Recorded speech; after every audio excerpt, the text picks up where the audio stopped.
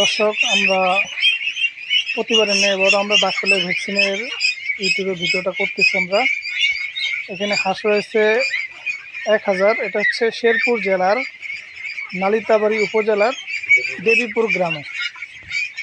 তো খামারের নাম হচ্ছে আমান আলী। এখানে আমাদের আজকে বরাবর মতো আজকেও ডাকতলা ভ্যাকসিন করা হচ্ছে এবং ভ্যাকসিনেটর আমাদের দিলীপ কুমার ওরফে ইউসুফ খান রয়েছেন। উনি যে ভ্যাকসিন গান হাতে ভ্যাকসিন করছেন। আসলে ডাকতলা ভ্যাকসিন নিয়ে বলার মতো কিছু নাই। এটা আসলে হাঁস খামারিদের ভ্যাকসিন করতেই হয়।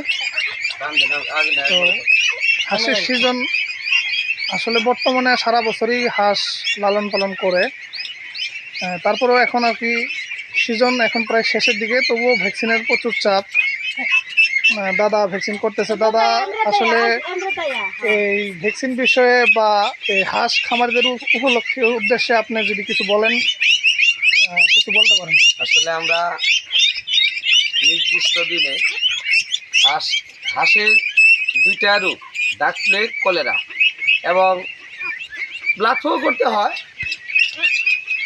যেহেতু বার্ড ফ্লো করতে হয়। তো আমরা এখন ভ্যাকসিন করতেছি। এটা হলো ডাক প্লেগ ভ্যাকসিন চলতেছে। এটা নালিতাবাড়ি দেবীপুর গ্রাম। হাঁস খামারি হলো আমান আলী। এখানে 1000 হাঁস আছে। আমরা এভিনিউ কোম্পানির ডাক প্লেগ ভ্যাকসিনটা করতেছি। নিয়মিত ভ্যাকসিন করব। নিয়মিত ভ্যাকসিন করলে হাঁস মুরগি সুস্থ থাকে।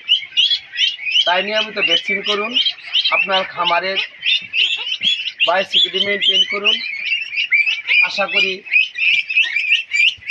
এই ব্যবসায় আপনি লাভবান হবেন। এবং প্রত্যেক খামারিকে বলবো, সুস্থতা রাখার জন্য ভ্যাকসিন অবশ্যই করতে হবে।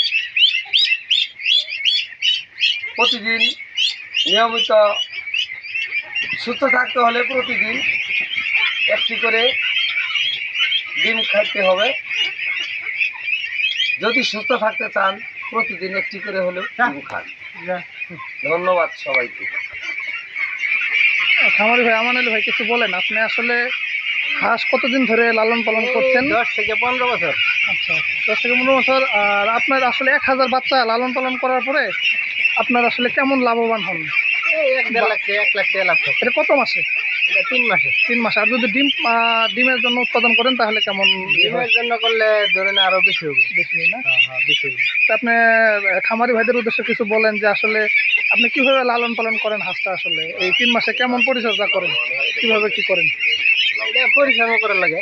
না মানে ভ্যাকসিন বা আপনার কেমনে এই যে চেনগুলো মেনটেন করেন, কিভাবে খাবার দেন, কিভাবে ভ্যাকসিন করেন, নিয়মিত করেন কিনা? হ্যাঁ, নিয়ম মতন করি।